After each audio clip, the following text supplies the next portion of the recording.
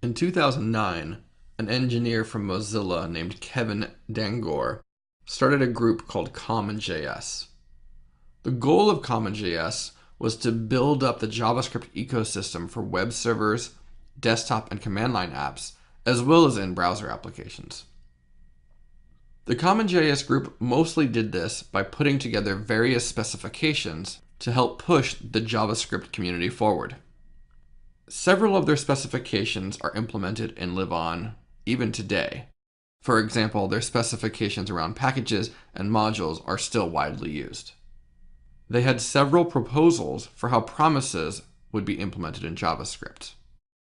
Those were named Promises A, Promises B, Promises Kiss, which has the most unique name of them all, Promises C, which was redacted by its author, and Promises D. Ultimately, Promises A won out and has been the one that has been implemented by browsers and Node, but there has been some challenges. You see, the Promises A specification is a very small specification. This is the meat and potatoes of it. It's about 2 paragraphs. A promise is basically an object that has a then method on it. And you can see that then method has a fulfilled handler, an error handler, and an optional progress handler. Part of the reason why Promises A won over the other specifications had to do with its simplicity. Unfortunately, that simplicity left too much to the implementer to interpret. And so we ended up getting different promise libraries and implementations that were slightly incompatible. To clean this up, a follow-on specification called the Promises A Plus specification was created and is documented at promisesaplus.com. This is the actual full detailed specification that the browsers implement and that you'll find in Node. Now, browser support for promises is really good. It's been around in Chrome since 33, Firefox 29, Edge 12, Safari 7.1, although it didn't make it into the iOS version of Safari until version 8, and Opera 20. The big one missing from this list is Internet Explorer, unfortunately. But the good news is there's plenty of polyfills and libraries that you can just include into your page, including RSVP.js, Q.js, or Bluebird. So now that we know that a promise is just an object that has a then method on it, or a thenable, let's take a look into some of the mechanics of the way a promise works. Promises themselves follow a very simple state machine. They begin as pending, and then they move into either a fulfilled or a rejected state. When a promise is fulfilled or rejected, we would say that it's been settled. When a promise moves from the pending state to the fulfilled state, a value is passed along. And when it's moved from the pending state to the rejected state, a reason why it was rejected is passed along. This state machine is very, very simple. A promise can only succeed or fail once. It doesn't repeat its actions. And it can't switch from a rejected state to a fulfilled state. Once it's moved into one of its settled states, it's there. The other great thing about a promise is that it remembers its state. If you have a promise that's already been settled, and then you add a success or a failure callback, that callback will be executed immediately with the fulfilled value or the rejected reason. So you don't have to set up your callbacks before moving out of pending state. Let's take a look at the API that the browsers use for promises. So we'll use the same example that we used before, where we have some helper for Ajax, and we're going to do a get call to MySoda API. Because that call to get returns a promise, a thenable, that means we can then call that then method, and we can pass in 2 different parameters, at least as far as the browsers are concerned. We can pass in an unfulfilled callback or an on-rejected callback. Now, when you implement these callbacks, it's important that you do one of 3 things inside of that callback. We should either 1, return another promise, or 2, return a value like we would in synchronous code, and 3, the last option, is to throw an error, also like we would in synchronous code. And so you would do that from either the onFulfilled or the onRejected callback. So either way, you want to do one of these 3 options. If you don't do one of these three things, you can lead to having a lot of problems with promises. So always try to remember you have to do one of these three things.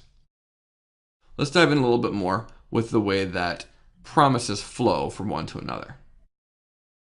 In this example, I've chained together a bunch of different promises. So the first then to the second then, and we use the optional parameters for the last two thens because both onFulfilled, as you can see in the third line, and onRejected in the last line are optional. So I've passed in null.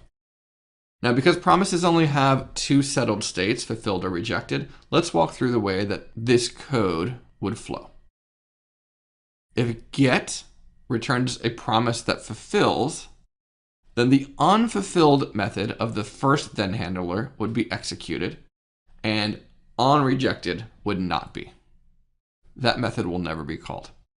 If unfulfilled returns something that rejects or throws an exception, the next then would actually execute the onRejected method, and its unfulfilled would never be called.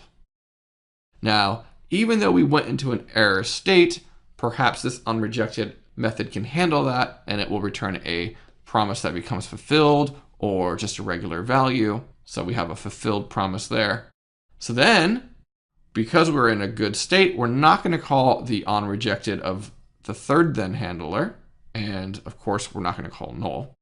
And so we move on to the next then, and we execute its unfulfilled. And in this case, we'll say that it handled everything properly. And so we went through our promise chain. We even ended up in a rejected state at some point, but ultimately we recovered. Now, the use of these optional parameters like this, where I'm passing around null, is a little ugly. So we can use some syntactic sugar to clean this up.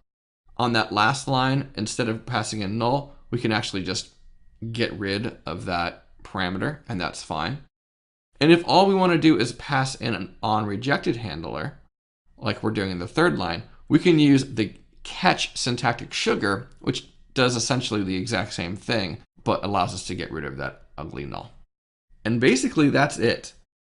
The Promise API is very simple. There's not a lot of methods to get to learn. There are a couple that help you compose promises together more though, and we'll look at those right now. The first one of those methods is called all, and it's kind of a static method, if you will. It's not an instance method that hangs off of the promise class. And so we can say promise.all, and we pass in an array of promises. In this case, I'm doing 3 different gets to my API and your API and somebody else's API. When using all, like we're doing here, these 3 promises will be resolved and only one result or rejected reason will be returned. So if any one of these promises rejects, the first rejection that we get will be passed into this then handler or into the catch if we were using that syntactic sugar. If they all fulfill properly, then their values will be passed into the all fulfilled handler as an array, and the array of values will be in the same order as we executed the promises in the all. This is a really great mechanism for if you're trying to parallelize some computing, like maybe I would be doing here, gathering data from multiple different web services or database calls. There's one other method on the promise type, and that is to race. Similarly to all, we pass in an array of promises. But on this one, the first promise that fulfills will get passed, its value will get passed to the first fulfilled callback, or the first one to reject will be passed to the first rejected callback. So this is a great way, as the name implies, to race a few different service calls or I/O operations and use the first one to return results. So that was some quick slideware on the API. Let's actually dig into some demo and code and play with this. For this demo, I'm going to use a promise visualization tool called Promises in Chrome. The link for Promises is available in the course notes. I have a simple little API called Echo that returns a promise. Echo simply takes any message passed into it and echoes out that response as a promise. You'll see that the visualizer shows me that I have my first promise being returned, and it's green because the promise is being fulfilled. Of course, I can then use then with a callback And I'll use that callback to log out the echoed message. And you can see it executes, both my promises are fulfilled, and you'll see down in the console, I have echoed out my first message. Of course, like we've seen, I can take my promise and begin to chain multiple thens together. And as you'll see, we now have 3 thens following the echo. Now, writing callbacks like this can become pretty verbose. You can see here I'm using several different lines to do something very simple. But here's what's great. If we take a look at the browser support for promises, as I noted before, and we compare it to the browser support to a JavaScript feature called arrow functions, you'll notice that all the browsers that support promises also support arrow functions. Arrow functions are very similar to lambda functions in C#, if you're familiar with that. So to clean up this code, we'll pass R as the parameter still, as that one expression. And that's how I can redefine my then. I'll use a little copy and paste here. And now I have the exact same thing where I'm thenning 3 times in a row, and we can see that promises shows our echo followed by the 3 thens. I want to point out a little problem though. You'll notice down in the console that the first line says echo first echo, but then we have 2 undefines appearing. Those 2 undefines are for the last 2 thens. And why is that? Well, this goes back to the first rule about promises that I mentioned. We should be doing one of 3 things in all of our callbacks. Either returning a promise, returning a value, or throwing an error. And in this case, by simply calling console log, we're not actually returning anything, which kind of means that we're returning undefined. And so after the then handler on line 15 runs, undefined is what's passed into 16 and 17. And so these promises look like they're fulfilled, but they're actually kind of in a bad state. So we can fix that pretty easily. I'm going to go ahead and declare a new function. We'll use the arrow function syntax again.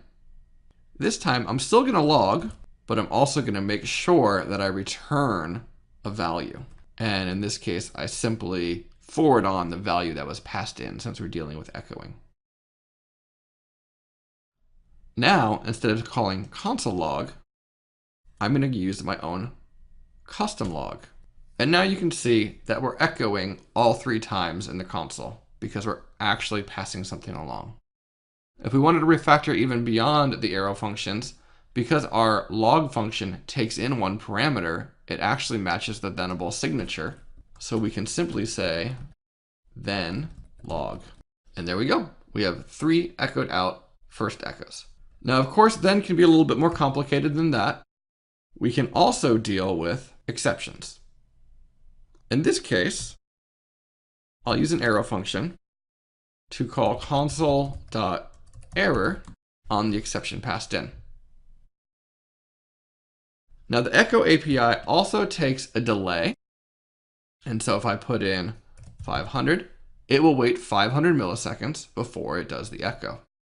If I put in an invalid delay, like a negative number, you'll see that the promise that echo returns is rejected, and as such, our reject handler, where we're doing a console.error, is called, and you can see that we have an error in the console below. Now, of course, I've broken my golden rule again here on this handler because I'm not returning a value or throwing an exception, so let's fix that. Once again, I will log out the error, but because I want to continue to propagate the error, instead of returning a value, I will throw R. And I can replace my implementation with our new method, and everything works.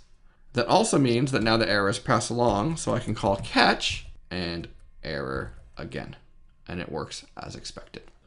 Collapse this down so we have a little bit more room. Let's take a look at some of the other things that we can do with the promise API. If I call promise.all, we can pass in an array of promises. So we will do a couple different echoes here.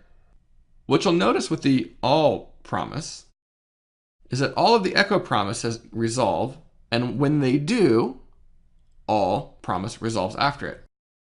We can then on it, calling our log function, and you'll see in the console that we echo first, second, and third in order. If we add delays on each of these, all will not resolve until the last echo, the third echo, is completed. I'll show that again with a bigger delay. So 1 and 2 is done. We're waiting for 3, and 3 completes. And so does the rest of the promise chain. The other handy method is race. So instead of doing all, I will do a race. And as soon as the first promise resolves, race and log also resolve and are executed. Lastly, let's take a look at how we can build in some branching logic in our promises. So far, we've only chained things together to the original promise, but let me go ahead and create another promise. This time we'll echo out the word chain. And now I can say p.then instead of calling it directly on the back of the echo, and we will do a log. And just to prove the point, we'll go ahead and we'll log out twice. I can also do p.then and set another line of logging. And we'll stick a catch onto this one to make it different. And once again, I can branch again. So you can see that there's 3 different branches. The first branch is 2 items long. The next branch is 2 items long. And the last branch comes down to the bottom and then comes back up over here. Let's go ahead and use an invalid delay. So we get a rejection, and you can see they all get rejected. Branching can get a little tricky sometimes, so I recommend that you're very careful with it, but a visualizer tool like Promises really helps you understand the flow of execution. So we've done a pretty good job consuming promises. Let's take a look at how we create promises.